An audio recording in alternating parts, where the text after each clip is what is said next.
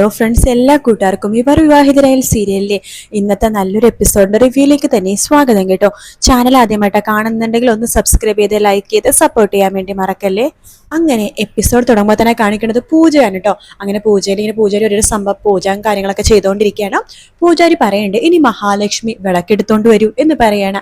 ആ സമയത്ത് നമ്മുടെ ഭൂമിക്കറിയാം മഹാലക്ഷ്മി വിളക്ക് ഏതാണെന്ന്. അതുകൊണ്ട് തന്നെ ഭൂമി ആ വിളക്കെടുത്തോണ്ട് വരുവാണ്. അത് കാണുമ്പോഴേക്കും ഭവാനിക്കും അതുപോലെ തന്നെ അഞ്ജനക്കും ദേഷ്യം വരുന്നുണ്ട്. മഹാലക്ഷ്മി വിളക്കെടുത്തോണ്ട് ഞാൻ പറയുമ്പോഴേക്കും മഹാലക്ഷ്മി ആയിട്ട് അവള് വന്ന് നിൽക്കുന്ന കാണുമ്പോൾ എല്ലാവർക്കും ദേഷ്യം വരികയാണ്. പക്ഷെ മുത്തശ്ശിക്കൊന്നും ദേഷ്യം വരുന്നിട്ടോ. അത് സന്തോഷത്തോടെ കണ്ടു നിൽക്കുകയാണ് മുത്തശ്ശി. അതിനുശേഷം പൂജാരി പറയുന്നുണ്ട്, ഈ വിളക്ക് കൈ മാറേണ്ട വിളക്കാണ്, ഒരിക്കലും നിലത്ത് വെക്കാൻ പാടില്ല.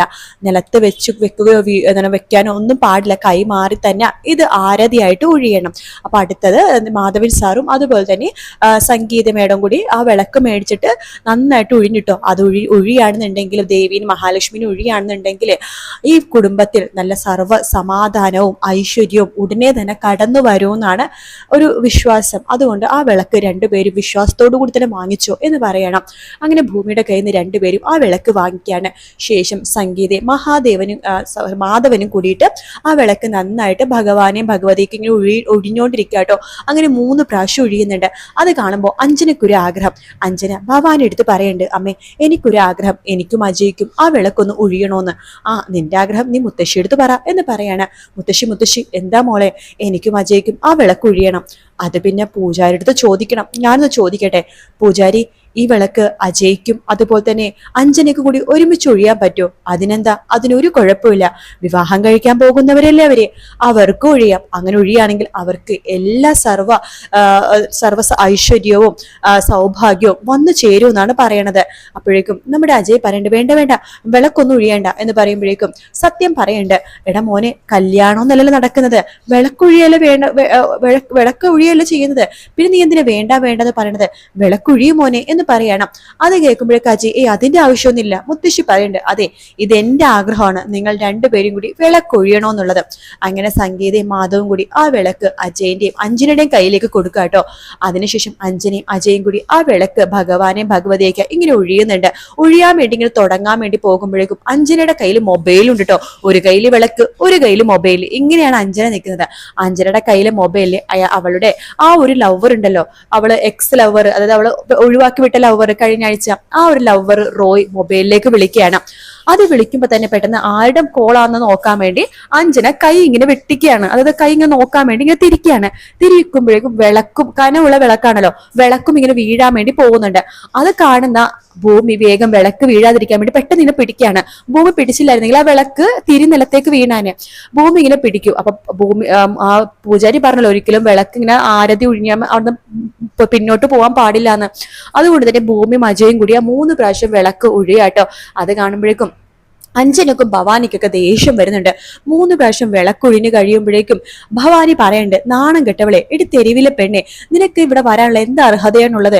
അർഹത ഇല്ലാത്തത് പോട്ടെ, പിന്നെ വിളക്കും കൂടി ഒഴിഞ്ഞേക്കണോ?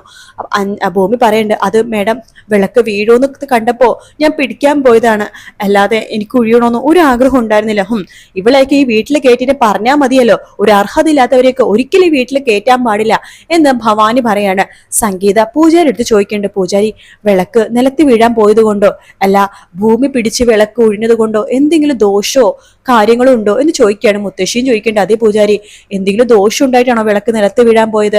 പൂജാരി പറയണ്ട, വിളക്ക് നിലത്ത് വീണിരുന്നെങ്കിൽ ഈ വീട്ടിൽ വലിയൊരു അനർത്ഥം സംഭവിച്ചാനെ, വലിയൊരു നാശം തന്നെ സംഭവിച്ചാനെ. പക്ഷെ അതൊന്നും സംഭവിക്കാത്തതിന് കാരണം ഈ കുട്ടി വിളക്ക് പിടിച്ചോണ്ടാണ്. വിളക്ക് നിലത്ത് വീണില്ല, തിരിയൊന്നും നിലത്തേക്ക് വീണതുമില്ല. അതുകൊണ്ട് ഈ കുടുംബത്തെ രക്ഷിക്കുകയാണ് ഈ കുട്ടി ചെയ്തത്. നിങ്ങൾ എല്ലാവരും ഈ കുട്ടിയെടുത്ത് നന്ദി പറയാണ് വേണ്ടത് എന്നിങ്ങനെ പറയാണ്. അത് കേൾക്കുമ്പോഴേക്കും മുത്തശ്ശി ഭൂമി എടുത്ത് പറയണ്ട, മോളെ ഭൂമി, നിന്നോട് എത്ര നന്ദി പറഞ്ഞാലും മതിയാവില്ല എന്ന് പറയുമ്പോൾ സത്യം പറയുന്നുണ്ട്, അതേ ഭൂമി നീ ക്ഷമിക്കേ, ഇവരെന്തെങ്കിലും പറഞ്ഞിട്ടുണ്ടെങ്കിൽ നീ ക്ഷമിക്കേ, നീ ബുദ്ധിയുള്ള കുട്ടിയല്ലേ, നിനക്ക് ക്ഷമിക്കാനും കഴിയുമല്ലോ, നീ ഈ കാര്യം വിട്ടുകള.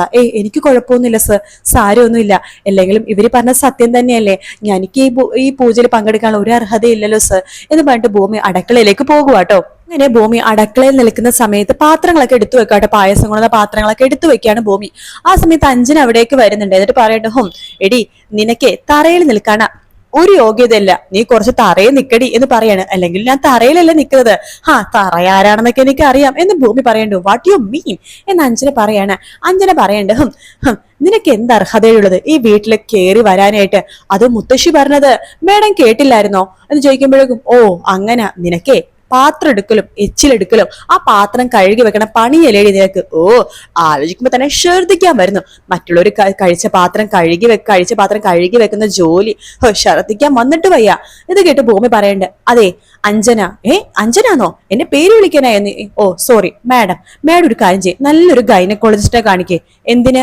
അല്ല, ഈ ഛർദിക്കാൻ ഇടയ്ക്കിടയ്ക്ക് വന്നതേ വയറ്റിലുണ്ടായിട്ടായിരിക്കും. ചിലപ്പോ മാഡം പ്രഗ്നന്റ് ആയിരിക്കും, അതാണ് എങ്ങനെ ഛർദിക്കാൻ വരുന്നത്.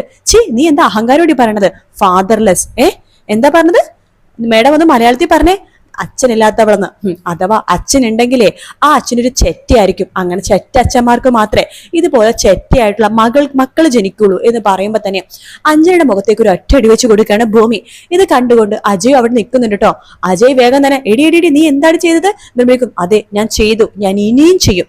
എന്റെ അച്ഛനെ മോശം പറഞ്ഞ ഇവളുടെ മുഖമല്ല, ഇവളെ കൊന്നുകളയും ഞാൻ എന്ന് പറയുമ്പോ അജയ് പറയണ്ട. അപ്പൊ ഞാൻ എന്തിനു പറഞ്ഞ നീ എന്നെയും കൊല്ലും, നിങ്ങളെ അടിക്കും ഞാൻ. എന്റെ അച്ഛൻ ആരെന്തു പറഞ്ഞാലും, ഈ ലോകത്ത് ആരെന്തു പറഞ്ഞാലും ഞാൻ അവരെ തിരിച്ചടിക്കും എന്ന് പറഞ്ഞിട്ട് ഭൂമി അവിടെ നിന്ന് ഇറങ്ങി പോകുവാണ് ചെയ്യണിട്ട് കരഞ്ഞുകൊണ്ട്. അപ്പൊ അത് നോക്കിക്കൊണ്ടിരിക്കുകയാണ് നമ്മുടെ അജയും അഞ്ജനയും കൂടി ചേർന്നിട്ട്. ഭൂമി പുറത്തേക്ക് ഇങ്ങനെ കരഞ്ഞുകൊണ്ട് ഇറങ്ങാണ്. അതേസമയം നമ്മുടെ അച്യുതനാണെങ്കിൽ ആരും കാണാണ്ട് പുറത്തേക്ക് ഇറങ്ങി ഓടാൻ വേണ്ടി നോക്കുന്നുണ്ട്. പക്ഷെ ഭവാനി മുകളിൽ നിന്ന് കാണുന്നുണ്ട്. ഭവാനി കണ്ട മനസ്സിലാക്കി അച്യുതൻ ഒരു ഒറ്റ ഓട്ടം വെച്ച് കൊടുക്കുക കേട്ടോ. പിന്നീട് കാണിക്കുന്നത് നമ്മുടെ മാധവനെയാണ്. മാധവൻ ഒരു ബിസിനസ് ആൾക്കാർ വിളിക്കുന്നുണ്ട്. അതെ ഓക്കെ 10 ലക്ഷം ഞാൻ ഇപ്പൊ കൊണ്ടുവരാം എന്ന് പറഞ്ഞിട്ട് ഫോൺ കട്ട് ചെയ്തിട്ട് മാധവൻ 10 ലക്ഷത്തിന്റെ 2 നോട്ടായിട്ട് എടുത്തിട്ട് കാറിലേക്ക് കയറാട്ടോ. കാറിലേക്ക് കയറുന്ന സമയത്ത് മാധവന്റെ കയ്യിൽ നിന്ന് ആ 2 നോട്ടും നിലത്തേക്ക് വീഴാണ്. അത് ഭൂമി കാണുന്നുണ്ട്. സർ എന്ന് വിളിക്കുമ്പോ തന്നെ മാധവൻ വണ്ടി എടുത്ത് അവിടെ നിന്ന് പോവാണ് ചെയ്യുന്നത്. ഭൂമി ആ 2 നോട്ട് എടുക്കുകയാണ്. ഭൂമിക്ക് മനസ്സിലായി അത് 10 ലക്ഷം രൂപയുണ്ടെന്ന്. ഭൂമി പെട്ടെന്ന് ഡോക്ടർ പറഞ്ഞ കാര്യം ആലോചിക്കുകയാണ്. അച്ഛന്റെ ഓപ്പറേഷൻ നടത്താൻ 10 ലക്ഷം രൂപ വേണം എന്ന് അത് 15 ലക്ഷം രൂപ വേണം എന്ന് പറഞ്ഞ കാര്യം ആലോചിക്കുന്ന ഭൂമി ആ നോട്ട് കെട്ടുകൾ നോക്കിക്കൊണ്ടിരിക്കാട്ടോ. ശേഷം അകത്തേക്ക് കയറുന്നുണ്ട്. മുത്തശ്ശി എന്ന് പറഞ്ഞ് വിളിക്കുകയാണ്. ഭൂമി വാ മോളെ. മുത്തശ്ശി, മാധവൻ സാറ് വണ്ടിയിലേക്ക് കയറിയപ്പോ ഈ പൈസ നിലത്തേക്ക് വീണു, ഇന്ന എന്ന് പറഞ്ഞ് കൊടുക്കുകയാണ്. ഇത് കാണാൻ മുത്തശ്ശിയും സംഗീതയും പറയുന്നുണ്ട്, നിന്റെ നല്ല മനസ്സാ മോളെ, അതുകൊണ്ടാ ഈ പൈസ നിനക്ക് തരാൻ വേണ്ടി തോന്നിയത്. ഇത് നീ പിടിച്ചോ എന്ന് പറഞ്ഞിട്ട് ഒരു ഇച്ചിരി അതിൽ നിന്ന് 5-6 നോട്ട് എടുത്തിട്ട് നമ്മുടെ ഭൂമിക്ക് നേരെ നീട്ടാണ് മുത്തശ്ശി. അപ്പോ ഭൂമി പറയണ്ട്, വേണ്ട മുത്തശ്ശി, ഇത് ഞാൻ വാങ്ങിച്ച കൈക്കൂലിയായി പോവും, എനിക്ക് ഈ പൈസ വേണ്ട മുത്തശ്ശി. അല്ല മോളും അച്ഛനും എന്തെങ്കിലും കഴിച്ചോളാം മുത്തശ്ശി എന്ന് പറഞ്ഞിട്ട് ഭൂമി പുറത്തേക്ക് പോവാണ്. ഭൂമി പുറത്തേക്ക് പോകുമ്പോഴേക്കും സംഗീത പറയണ്ട്, നല്ല കുട്ടിയല്ലേ? മുത്തശ്ശി പറയാണ്, അതെ വളരെ നല്ല കുട്ടി. ഇത് കേട്ട് അഞ്ജന പറയണ്ടേ, അവള് നല്ല കുട്ടിയെന്നല്ല, അവളെ 10 ലക്ഷം രൂപ എടുത്തിട്ട് ഇവിടെ തരാൻ കാരണം എന്താണെന്നറിയാവോ? ഇവിടെ ക്യാമറയൊക്കെ ഉണ്ടല്ലോ, പിന്നെ ആരെങ്കിലും കണ്ടെങ്കിൽ അവള് കള്ളിയാവോലോ, അതുകൊണ്ടിട്ടായിരിക്കും. ഇത് കേട്ട് മുത്തശ്ശി പറയണ്ട, അതെ അവളെ പാവപ്പെട്ട വീട്ടിൽ ജനിച്ചു വെച്ചിട്ടേ അന്തസ്സും അഭിമാനവും ഇല്ലാത്ത പെൺകുട്ടിയല്ല, പണക്കാരി വീട്ടിൽ ജനിച്ചു വെച്ചിട്ട് അവർക്ക് അന്തസ്സും അഭിമാനം ഉണ്ടാവണമെന്നില്ല, അതൊക്കെ മനസ്സിലാക്കി വെക്ക് എന്ന് പറഞ്ഞിട്ട് മുത്തശ്ശി അകത്തേക്ക് പോവാണ്. അഞ്ജനാകി ചമ്മി നാണം കെട്ട് പോകുന്നുണ്ട് കേട്ടോ. അതിനുശേഷം നമ്മുടെ അച്യുതൻ വീട്ടിലേക്ക് എത്താണ്. ആകെ വിഷമിച്ചാണ് എത്തണ കേട്ടോ. അംബിക ചോദിക്കണ്ടേ, എന്തു പറ്റി മനുഷ്യ, എന്താ നിങ്ങൾക്കൊരു വിഷമം പോലെ? ഒന്നുമില്ല, നമ്മുടെ മോള് നമ്മളെ വിട്ടു പോവോ? നിങ്ങൾ എന്തിനാ ഇങ്ങനെയൊക്കെ ആലോചിക്കണത്? എന്തെങ്കിലും പ്രശ്നമുണ്ടോ? പ്രശ്നമൊന്നും ഉണ്ടായിട്ടല്ല, ചോദിച്ചെന്നേ ഉള്ളൂ. അങ്ങനൊന്നും ഉണ്ടാവില്ല മനുഷ്യ, നിങ്ങൾ വേഗം അകത്തേക്ക് വാ, ചായ എടുക്കാം എന്ന് പറഞ്ഞിട്ട് അകത്തേക്ക് പോവാൻ അംബിക. ആ സമയത്ത് ഭൂമി അവിടേക്ക് വരുന്നുണ്ട്. അച്ഛൻ എന്ത് പണിയാ കാണിച്ചത്? ഞാൻ വരുന്നതിന് മുമ്പ് അച്ഛൻ പോയി കളഞ്ഞു അല്ലേ? ആ വീട്ടിലെല്ലാരും എന്ത് നല്ല ആൾക്കാരാണല്ലേ, ആ വീട്ടിൽ ഒത്തിരി പേരുണ്ട് മുത്തശ്ശിയുടെ എത്ര നല്ല സ്വഭാവം എന്നറിയാവോ? ജനിക്കണമെങ്കിൽ അതുപോലത്തെ കുടുംബത്തിൽ ജനിക്കണം.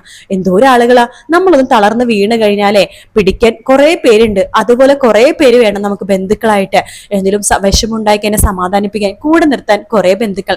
പിന്നെ മുത്തശ്ശി നല്ല സൂപ്പറാ, അതുപോലത്തെ മുത്തശ്ശീനെ എനിക്കും വേണം. അത് മോളെ, മുത്തശ്ശിമാരിപ്പിനെ എവിടുന്നാ ഉണ്ടാക്കുക? അതെ, ഈ പുതിയ ന്യൂജൻ പിള്ളേരെ അവർക്ക് മുത്തശ്ശിമാരെയൊക്കെ ലേലം വെക്കുന്ന പരിപാടി ഉണ്ടെന്ന് കേട്ടത്, നമുക്കൊരു മുത്തശ്ശീനെ വാങ്ങിച്ചാലോ എന്ന് ഭൂമി ഇങ്ങനെ ചോദിച്ചുകൊണ്ടിരിക്കുന്ന ഭാഗത്തോടെയാണ് ഇന്നത്തെ എപ്പിസോഡ് തീരുന്നത് കേട്ടോ. വീഡിയോ ഇഷ്ടപ്പെട്ടാൽ ലൈക്ക് ചെയ്യുക, സബ്സ്ക്രൈബ് ചെയ്യുക, കമന്റ് ചെയ്യുക. മറ്റൊരു വീഡിയോ ആയിട്ട് കാണാം. Take care, bye bye.